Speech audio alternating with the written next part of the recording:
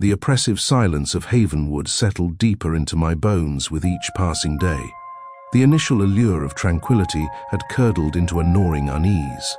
The perpetual twilight under the suffocating canopy of ancient trees began to feel less like a natural phenomenon and more like a deliberate shroud, concealing something the town didn't want the outside world to see. My attempts to connect with the inhabitants remained futile, each interaction leaving me with more questions than answers. Old Man Hemlock, who ran the dilapidated general store, would fix me with a knowing, pitying gaze whenever I inquired about the keeping. "Some burdens," he'd rasp, his voice like dry leaves skittering across cobblestones, "are best carried in silence, lest they crush us all." His words hinted at a shared secret, a weight the entire town bore but refused to articulate.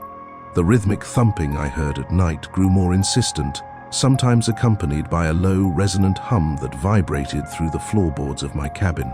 Sleep became a fractured, anxious affair, filled with shadows that danced just beyond the periphery of my vision and whispers that dissolved before I could grasp their meaning. I started to feel like an intruder, a foreign element in a delicate, disturbing ecosystem. One particularly unsettling encounter involved a group of children playing near the town square. They were engaged in a game I couldn't quite decipher, involving the careful arrangement of small, smooth stones around a patch of bare earth.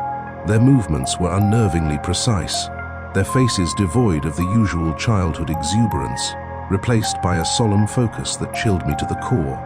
When I approached, they stopped abruptly, their collective gaze fixing on me with an unnerving intensity before silently dispersing, leaving the strange stone pattern undisturbed. Driven by a growing sense of dread and a desperate need for answers, I resolved to be more persistent in my inquiries about the keeping. I started observing the townsfolk more closely, noting their routines, their subtle interactions, the way their eyes would occasionally flick towards the dense woods that encircled Havenwood. I noticed that every few weeks, a small group would make that same somber pilgrimage into the trees, always returning with the same air of quiet resignation I'd witnessed the first time. The day I followed them again, I was more cautious, staying further back, concealed by the thick undergrowth. The journey felt longer this time, the silence of the woods broken only by the rustling of leaves and the distant, mournful call of an unseen bird. The clearing, when I finally reached it, felt even more ancient and ominous. The stone altar was slick with a fresh, viscous stain, the air thick with a metallic tang.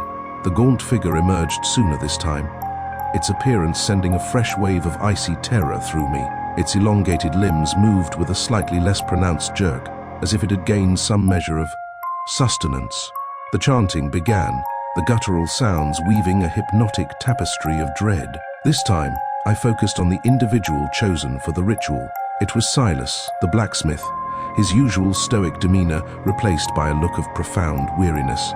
As the figure's impossibly long fingers reached towards him, touching his temple, I saw it more clearly.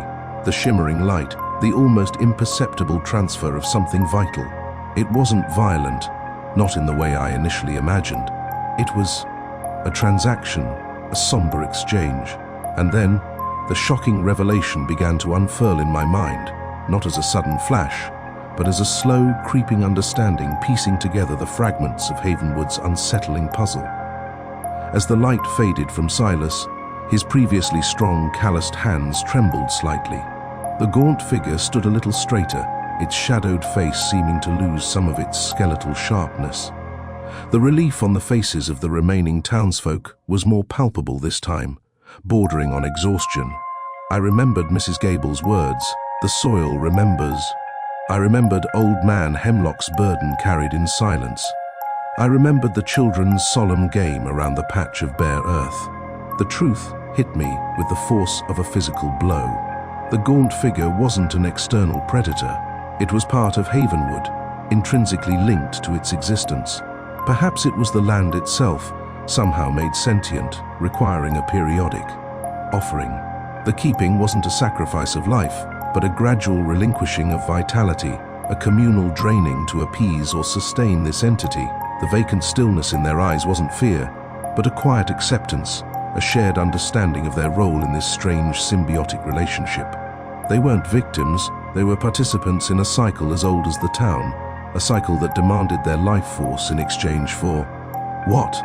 Protection, sustenance for themselves in some other way? I looked at Silas, his strong frame now subtly diminished. He walked away with the others, his steps a little slower. Havenwood wasn't exhaling piece by piece to keep something else alive outside of it. It was sustaining something at its very core, something that demanded a constant, quiet tribute. And I, the outsider, was now a witness to their profound, unsettling secret, a secret that bound them to this isolated valley in a way I could never have imagined. The wind whispered through the trees, no longer sounding like mere nature, but like the collective sigh of a town eternally bound to its strange, demanding heart. My quest for quiet had led me to a silence far more profound and terrifying than any city noise.